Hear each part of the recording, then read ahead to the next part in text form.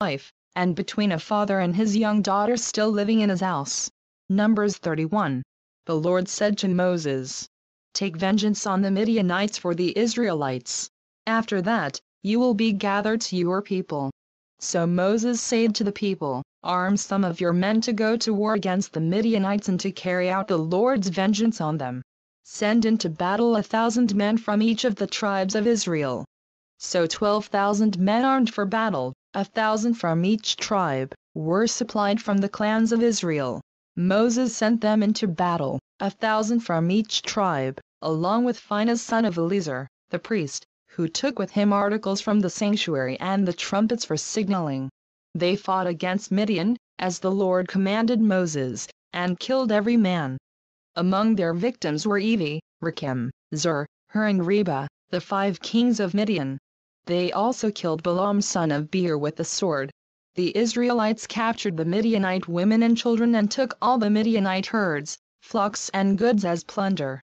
They burned all the towns where the Midianites had settled, as well as all their camps.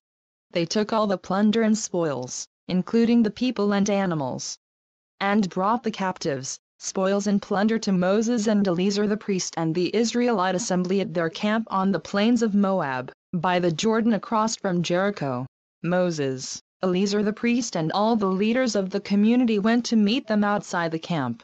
Moses was angry with the officers of the army, the commanders of thousands and commanders of hundreds, who returned from the battle. "Have you allowed all the women to live?" he asked them. They were the ones who followed Balaam's advice and were the means of turning the Israelites away from the Lord and what happened at Peor, so that a plague struck the Lord's people.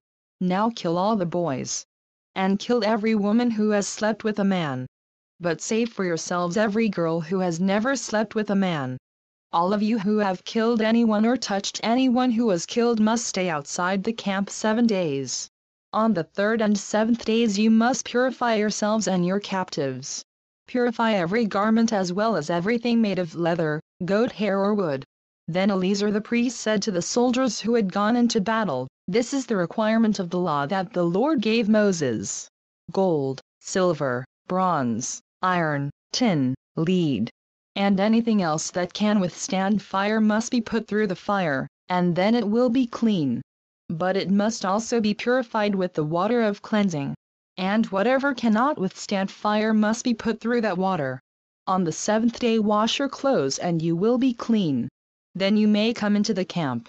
The Lord said to Moses, "You and Eleazar the priest and the family heads of the community are to count all the people and animals that were captured. Divide the spoils between the soldiers who took part in the battle and the rest of the community. From the soldiers who fought in the battle, set apart as tribute for the Lord 1 out of every 500, whether persons, cattle, donkeys, sheep or goats. Take this tribute from their half share and give it to Eleazar the priest as the Lord's part. From the Israelites' half, select 1 out of every 50, whether persons, cattle, donkeys, sheep, goats or other animals. Give them to the Levites, who are responsible for the care of the Lord's tabernacle." So Moses and Eleazar the priest did as the Lord commanded Moses. The plunder remaining from the spoils that the soldiers took was 675,000 sheep, 72,000 cattle, 61,000 donkeys, and 32,000 women who had never slept with a man. The half share of those who fought in the battle was 337,500 sheep, of which the tribute for the Lord was 675, 36,000 cattle, of which the tribute for the Lord was 72, 30,500 donkeys, of which the tribute for the Lord was 61, 16,000 people, of which the tribute for the Lord was 32. Moses gave the tribute to Eleazar the priest as the Lord's part, as the Lord commanded Moses. The half belonging to the Israelites, which Moses set apart from that of the fighting men, the community's half, was 337,500 sheep, 36,000 cattle, 30,500 donkeys, and 16,000 people. From the Israelites' half, Moses selected 1 out of every 50 persons and animals, as the Lord commanded him, and gave them to the Levites, who were responsible for the care of the Lord's tabernacle. Then the officers who were over the units of the army, the commanders of thousands and commanders of hundreds, went to Moses and said to him, "Your servants have counted the soldiers under our command, and not one is missing. So we have brought as an offering to the Lord the gold articles each of us acquired, armlets, bracelets, signet rings, earrings and necklaces, to make atonement for ourselves before the Lord." Moses and Eleazar the priest accepted from them the gold, all the crafted articles, all the gold from the commanders of thousands and commanders of hundreds that Moses and Eleazar presented as a gift to the Lord weighed 16,750 shekels. Each soldier had taken plunder for himself. Moses and Eleazar the priest accepted the gold from the commanders of thousands and commanders of hundreds and brought it into the tent of meeting as a memorial for the Israelites before the Lord. Numbers 32. The Reubenites and Gadites, who had very large herds and flocks, saw that the lands of Jazer and Gilead were suitable for livestock. So they came to Moses and Eleazar the priest and to the leaders of the community, and said, "Atareth, Dibon, Jazer, Nimrah, Heshbon, Eliel, Sebam, Nebo and Beon, the land the Lord subdued before the people of Israel, are suitable for livestock, and your servants have livestock. If we have found favor in your eyes," they said, "let this land be given to your servants as our possession. Do not make us cross the Jordan." Moses said to the Gadites and Reubenites, "Shall your countrymen go to war while you sit here? Why do you discourage the Israelites from going over into the land the Lord has given them? This is what your fathers did when I sent them from Kadesh Barnea to look over the land. After they went up to the valley of Eshcol and viewed the land, they discouraged the Israelites from entering the land the Lord had given them. The Lord's anger was aroused that day and he swore this oath. Because they have not followed me wholeheartedly, not one of the men 20 years old or more who came up out of Egypt will see the land I promised on oath to Abraham, Isaac and Jacob. Not one except Caleb son of Jephunneh the Kenizzite and Joshua son of Nun, for they followed the Lord wholeheartedly. The Lord's anger burned against Israel and he made them wander in the desert 40 years, until the whole generation of those who had done evil in his sight was gone. And here you are, a brood of sinners, standing in the place of your fathers and making the Lord even more angry with Israel. If you turn away from following him, he will again leave all this people in the desert, and you will be the cause of their destruction." Then they came up to him and said, "We would like to build pens here for our livestock and cities for our women and children.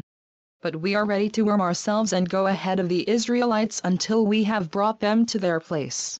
Meanwhile our women and children will live in fortified cities, for protection from the inhabitants of the land.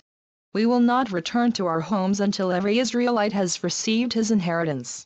We will not receive any inheritance with them on the other side of the Jordan, because our inheritance has come to us on the east side of the Jordan."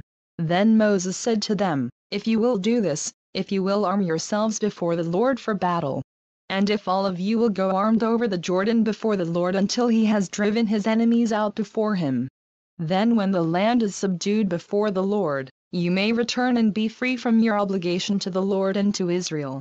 And this land will be your possession before the Lord. But if you fail to do this, you will be sinning against the Lord. And you may be sure that your sin will find you out.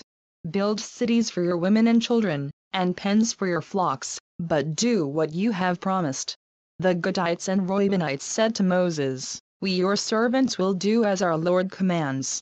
Our children and wives, our flocks and herds will remain here in the cities of Gilead.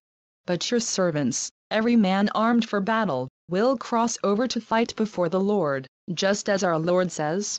Then Moses gave orders about them to Eleazar the priest and Joshua son of Nun and to the family heads of the Israelite tribes. He said to them, "If the Gadites and Reubenites, every man armed for battle, cross over the Jordan with you before the Lord, then when the land is subdued before you, give them the land of Gilead as their possession. But if they do not cross over with you armed, they must accept their possession with you in Canaan." The Gadites and Reubenites answered, "Your servants will do what the Lord has said. We will cross over before the Lord into Canaan armed, but the property we inherit will be on this side of the Jordan." Then Moses gave to the Gadites, the Reubenites and the half-tribe of Manasseh son of Joseph, the kingdom of Sihon king of the Amorites, with its cities and the territory around them. The Gadites built up Dibon, Ataroth, Aroer, Atroth-Shaphan, Jazer, Jogbah, Beth-Nimrah and Beth-Haran as fortified cities, and built pens for their flocks. And the Reubenites rebuilt Heshbon, Eliel and Kiriathaim, as well as Nebo and Baal-meon. These names were changed, and Sibmah. They gave names to the cities they rebuilt. The descendants of Machir son of Manasseh went to Gilead, captured it and drove out the Amorites who were there. So Moses gave Gilead to the Machirites, the descendants of Manasseh, and they settled there. Jair, a descendant of Manasseh, captured their settlements and called them Havoth-Jair. And Nabah captured Kenath and its surrounding settlements and called it Nabah after himself. Numbers 33. Here are the stages in the journey of the Israelites when they came out of Egypt by divisions under the leadership of Moses and Aaron. At the Lord's command, Moses recorded the stages in their journey. This is their journey by stages. The Israelites set out from Ramesses on the 15th day of the first month, the day after the Passover. They marched out boldly in full view of all the Egyptians, who were bearing all their firstborn, whom the Lord had struck down among them. For the Lord had brought judgment on their gods. The Israelites left Ramesses and camped at Succoth. They left Succoth and camped at Etham, on the edge of the desert. They left Etham, turned back to Pi-Hahiroth, to the east of Baal-Zephon, and camped near Migdal. They left Pi-Hahiroth and passed through the sea into the desert, and when they had traveled for 3 days in the desert of Etham, they camped at Marah. They left Marah and went to Elim, where there were 12 springs and 70 palm trees, and they camped there. They left Elim and camped by the Red Sea. They left the Red Sea and camped in the desert of Sin. They left the desert of Sin and camped at Dophkah. They left Dophkah and camped at Elush. They left Elush and camped at Rephidim, where there was no water for the people to drink. They left Rephidim and camped in the desert of Sinai. They left the desert of Sinai and camped at Kibroth-Hattaavah. They left Kibroth-Hattaavah and camped at Hazeroth. They left Hazeroth and camped at Rithmah. They left Rithmah and camped at Rimmon-Perez. They left Rimmon-Perez and camped at Libnah. They left Libnah and camped at Rissah. They left Rissah and camped at Kehelathah. They left Kehelathah and camped at Mount Shepher. They left Mount Shepher and camped at Harada. They left Harada and camped at Makaloth. They left Makaloth and camped at Tahath. They left Tahath and camped at Terah. They left Terah and camped at Mithkah. They left Mithkah and camped at Hashmanah. They left Hashmanah and camped at Moseroth. They left Moseroth and camped at Bene-Jaakan. They left Bene-Jaakan and camped at Hor-Haggidgad. They left Hor-Haggidgad and camped at Jotbathah. They left Jotbathah and camped at Abranah. They left Abranah and camped at Ezion-Geber. They left Ezion-Geber and camped at Kadesh, in the desert of Zin. They left Kadesh and camped at Mount Hor, on the border of Edom. At the Lord's command, Aaron the priest went up Mount Hor, where he died on the first day of the 5th month of the 40th year after the Israelites came out of Egypt. Aaron was 123 years old when he died on Mount Hor. The Canaanite king of Arad, who lived in the Negev of Canaan, heard that the Israelites were coming. They left Mount Hor and camped at Zalmunna. They left Zalmunna and camped at Panan. They left Panan and camped at Oboth. They left Oboth and camped at Eabram, on the border of Moab. They left Eam and camped at Dibon-Gad. They left Dibon-Gad and camped at Almon-Diblathaim. They left Almon-Diblathaim and camped in the mountains of Abram, near Nebo. They left the mountains of Abram and camped on the plains of Moab by the Jordan across from Jericho. There on the plains of Moab they camped along the Jordan from Beth-Jeshimoth to Abel-Shittim. On the plains of Moab by the Jordan across from Jericho the Lord said to Moses, "Speak to the Israelites and say to them, when you cross the Jordan into Canaan, drive out all the inhabitants of the land before you. Destroy all their carved images and their cast idols, and demolish all their high places. Take possession of the land and settle in it, for I have given you the land to possess. Distribute the land by lot, according to your clans. To a larger group give a larger inheritance, and to a smaller group a smaller one. Whatever falls to them by lot will be theirs, distributed according to your ancestral tribes. But if you do not drive out the inhabitants of the land, those you allow to remain will become barbs in your eyes and thorns in your sides. They will give you trouble in the land where you will live. And then I will do to you what I plan to do to them. Numbers 34. The Lord said to Moses, "Command the Israelites and say to them, when you enter Canaan, the land that will be allotted to you as an inheritance will have these boundaries. Your southern side will include some of the desert of Zin along the border of Edom. On the east, your southern boundary will start from the end of the Salt Sea, cross south of Scorpion Pass, continue on to Zin and go south of Kadesh Barnea. Then it will go to Hazar Adar and over to Asman, where it will turn, join the Wadi of Egypt and end at the sea. Your western boundary will be the coast of the Great Sea. This will be your boundary on the west. For your northern boundary, run a line from the Great Sea to Mount Hor, and from Mount Hor to Labo Hamath. Then the boundary will go to Zedad, continue to Ziphron and end at Hazar Enan. This will be your boundary on the north. For your eastern boundary, run a line from Hazar Enan to Shephem. The boundary will go down from Shephem to Riblah on the east side of Ain and continue along the slopes east of the Sea of Kinnereth. Then the boundary will go down along the Jordan and end at the Salt Sea. This will be your land, with its boundaries on every side. Moses commanded the Israelites, assign this land by lot as an inheritance. The Lord has ordered that it be given to the 9½ tribes. Because the families of the tribe of Reuben, the tribe of Gad and the half-tribe of Manasseh have received their inheritance. These 2½ tribes have received their inheritance on the east side of the Jordan of Jericho, toward the sunrise. The Lord said to Moses, "These are the names of the men who are to assign the land for you as an inheritance, Eleazar the priest and Joshua son of Nun. And appoint one leader from each tribe to help assign the land. These are their names: Caleb son of Jephunneh, from the tribe of Judah; Shemuel son of Ammihud, from the tribe of Simeon; Elidad son of Kilon, from the tribe of Benjamin; Buki son of Jogli, the leader from the tribe of Dan; Haniel son of Ephod, the leader from the tribe of Manasseh son of Joseph; Kemuel son of Shipton, the leader from the tribe of Ephraim son of Joseph; Elizaphan son of Parnach, the leader from the tribe of Zebulun; Paltiel son of Azan, the leader from the tribe of Issachar; Ahihud son of Shelomi, the leader from the tribe of Asher; Pedahel son of Ammihud, the leader from the tribe of Naphtali. These are the men the Lord commanded to assign the inheritance to the Israelites in the land of Canaan. Numbers 35. On the plains of Moab by the Jordan across from Jericho, the Lord said to Moses, "Command the Israelites to give the Levites towns to live in from the inheritance the Israelites will possess, and give them pasture lands around the towns. Then they will have towns to live in and pasture lands for their cattle, flocks and all their other livestock. The pasture lands around the towns that you give the Levites will extend out 1,500 feet from the town wall. Outside the town, measure 3,000 feet on the east side, 3,000 on the south side, 3,000 on the west and 3,000 on the north, with the town in the center. They will have this area as pasture land for the towns. 6 of the towns you give the Levites will be cities of refuge, to which a person who has killed someone may flee. In addition, give them 42 other towns.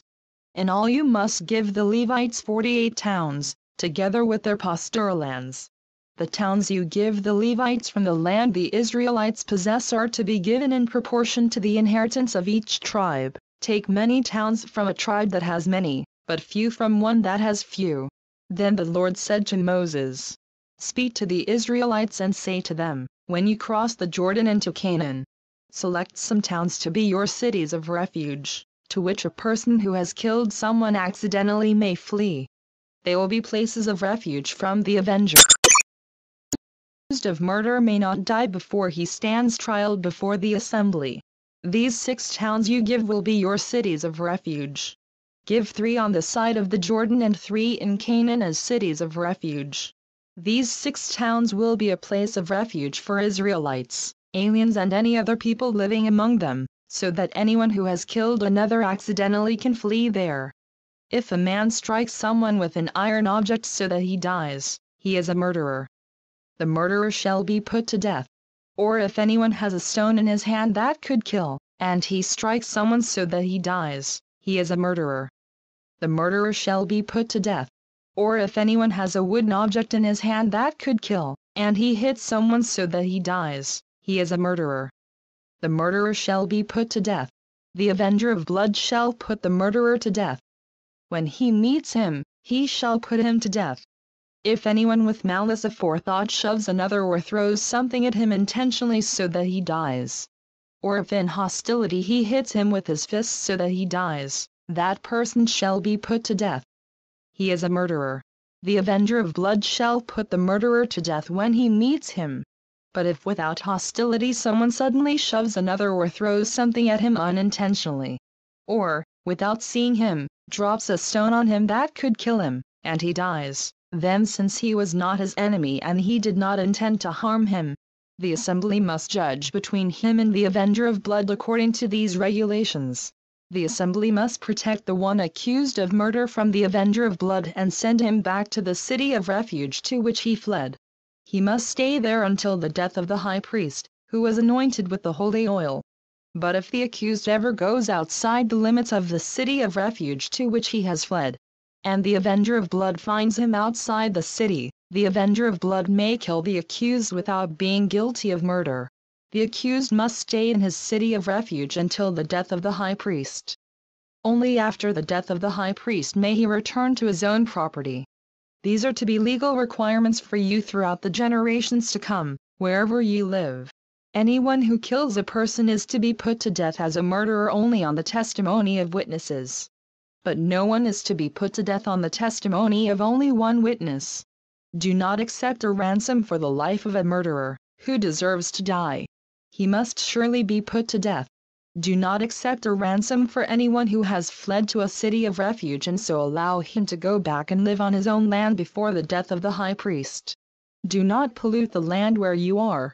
Bloodshed pollutes the land, and atonement cannot be made for the land on which blood has been shed, except by the blood of the one who shed it. Do not defile the land where you live and where I dwell, for I, the Lord, dwell among the Israelites. Numbers 36. The family heads of the clan of Gilead son of Machir, the son of Manasseh, who were from the clans of the descendants of Joseph, came and spoke before Moses and the leaders, the heads of the Israelite families. They said, "When the Lord commanded my Lord to give the land as an inheritance to the Israelites by lot, he ordered you to give the inheritance of our brother Zelophehad to his daughters. Now suppose they marry men from other Israelite tribes. Then their inheritance will be taken from our ancestral inheritance and added to that of the tribe they marry into. And so part of the inheritance allotted to us will be taken away. When the year of Jubilee for the Israelites comes, their inheritance will be added to that of the tribe into which they marry, and their property will be taken from the tribal inheritance of our forefathers." Then at the Lord's command Moses gave this order to the Israelites, "What the tribe of the descendants of Joseph is saying is right. This is what the Lord commands for Zelophehad's daughters: they may marry anyone they please as long as they marry within the tribal clan of their father. No inheritance in Israel is to pass from tribe to tribe, for every Israelite shall keep the tribal land inherited from his forefathers. Every daughter who inherits land in any Israelite tribe must marry someone in her father's tribal clan, so that every Israelite will possess the inheritance of his fathers. No inheritance may pass from tribe to tribe, for each Israelite tribe is to keep the land it inherits." So Zelophehad's daughters did as the Lord commanded Moses. Zelophehad's daughters, Mahlah, Tirzah, Hoglah, Milcah and Noah, married their cousins on their father's side. They married within the clans of the descendants of Manasseh son of Joseph, and their inheritance remained in their father's clan and tribe. These are the commands and regulations the Lord gave through Moses to the Israelites on the plains of Moab by the Jordan across from Jericho.